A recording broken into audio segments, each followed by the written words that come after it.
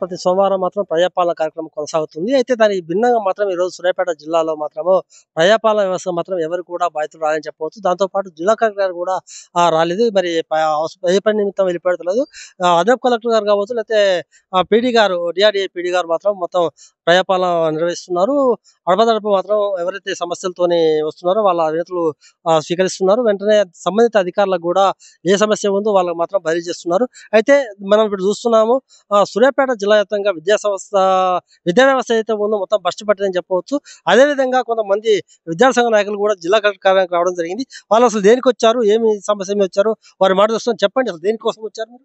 సూర్యాపేట జిల్లా జారెడ్డిగూడ మండలం అరవిపల్లి గ్రామానికి సంబంధించినటువంటి ఏదైతే కేజీబీ పాఠశాల దాన్ని స్థాపించి ఇప్పటికి 15 సంవత్సరాల పైగా గడుస్తా ఉంది.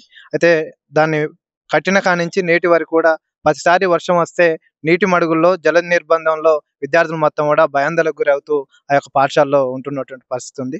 కానీ ఇవాళ పాలకులు మారినా, ప్రభుత్వాలు మారినా ఇక్కడ ఉన్నటువంటి సమస్య మారకపోవడం మూలంగా ఇప్పటికే ఆ యొక్క విద్యార్థులు అనేక అవస్థలు పడుతున్నటువంటి పరిస్థితి జారెడ్డిగూడ మండలం అరవిపల్లి పాఠశాలలో ఏర్పడతా ఉంది. దాన్ని సంబంధించినటువంటి మరమ్మతులు చేయాల్సినటువంటి అవసరం ఉంది. దానికి ఏదైతే పాఠశాలకి ముందు ఒక 100 మీటర్ల దూరంలో పైప్ లైన్ వేస్తే ఆ సమస్య కూడా తొందరలో పరిష్కారం కావడానికి ఆస్కారం ఉంది. కానీ ఆ వైపుగా అధికారులు, సంబంధించినటువంటి పాలకులు నిర్లక్ష్యం వహించడం మూలంగా ఈ విద్యార్థులు మొత్తం కూడా జల నిర్బంధంలో ప్రతి సంవత్సరం కూడా ఉంటున్నటువంటి పరిస్థితి ఉంది. వర్షం వస్తే విద్యార్థులు మొత్తం కూడా ఇంటికి సెలవులు ఇచ్చి జిల్లా అధికారులు విద్యార్థులను ఇంటికి పంపుతున్నటువంటి పరిస్థితి ఉంది. అంటే సమస్యను పరిష్కారం చేయాల్సినటువంటి అధికారులు సమస్యను పరిష్కారం చేయకుండా విద్యార్థులను సెలవులు ఇచ్చి ప్రకటించడం అంటే ఇలా కేవలం సెలవులు ఇచ్చి చేతులు దులుపుకున్నటువంటి పరిస్థితి ఈ జిల్లాలో ఏర్పడతా ఉంది. దీనికి సంబంధించినటువంటి డిఓ గారు కావచ్చు, కేజీబీకి సంబంధించిన అధికారులు కావచ్చు, అదేవిధంగా జిల్లా కలెక్టర్ గారు, తుంగతుర్తి నియోజకవర్గం శాసనసభ్యులు ఈ సమస్యను పరిష్కారం చేసి విద్యార్థుల యొక్క సమస్యను పరిష్కారం త్వరలో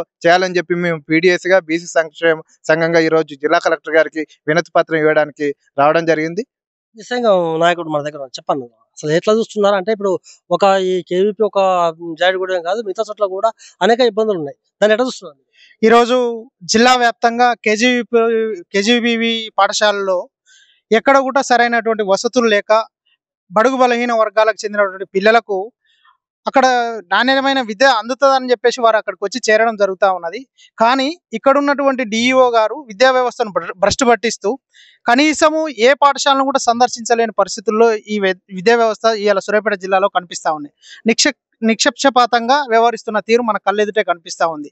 ప్రతి సంవత్సరం గత 15 ఏళ్లుగా అరవపల్లి కేజీవీపీ పాఠశాలను తీసుకున్నట్లయితే వర్షాలు రావడము, వీళ్ళు సెలవులు ఇవ్వడము, విద్యార్థులను ఇంటికి పంపించడము, వాళ్ళని విద్యకు దూరం చేయడమే వీళ్ళు చేతులు దులుపుకునే పరిస్థితి ఏర్పడతా ఉన్నది.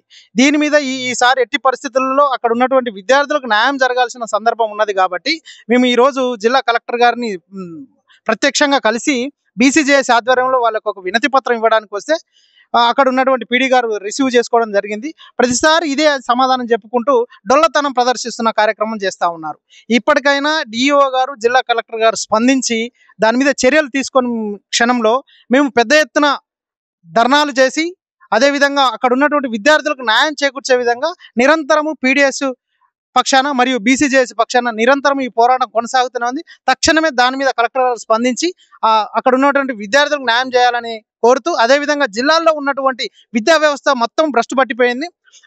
ప్రభుత్వ పాఠశాలలే కాకుండా ప్రైవేట్ పాఠశాలలో విద్యను అభ్యసిస్తున్న విద్యార్థులకు ఫీజులు లక్షల కొద్దీ దండుకుంటున్నారు. కానీ అక్కడ జరిగేటటువంటి న్యాయము సరిగా లేదు. దాని మీద కూడా ఇక్కడ ఉన్నటువంటి స్థానిక జిల్లా కలెక్టర్ గారు స్పందించి ఆ పాఠశాలను కూడా విజిట్ చేస్తూ అక్కడ ఉన్నటువంటి విద్యార్థులకు న్యాయం చేకూర్చే విధంగా న్యాయం చేయగలని కోరుతా ఉన్నాం. ఓకే, మనం చూస్తున్నాము సూర్యాపేట జిల్లా వ్యాప్తంగా మాత్రం విద్యా వ్యవస్థ మాత్రం కష్టపడని చెప్పొచ్చు. ఎందుకంటే మనం చూస్తున్నాము జాజడిగూడెంలో ఉన్నటువంటి కస్తూర్బా పాఠశాలలో ఏమాత్రం వర్షం వచ్చినా కూడా పిల్లలు స్కూల్కి పోని పరిస్థితి మనం చూస్తున్నాము.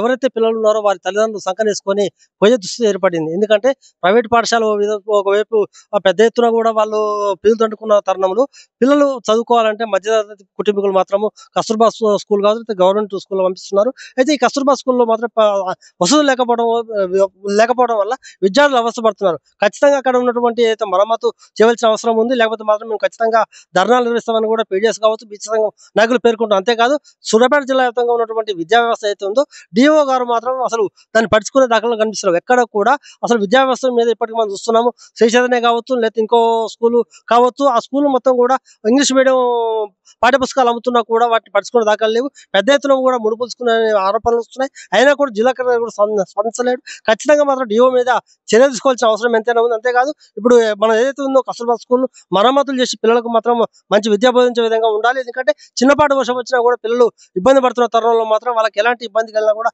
మేము ఊరుకోలేదని కూడా విద్యాసంఘ నాయకులు పేర్కొంటున్నారు.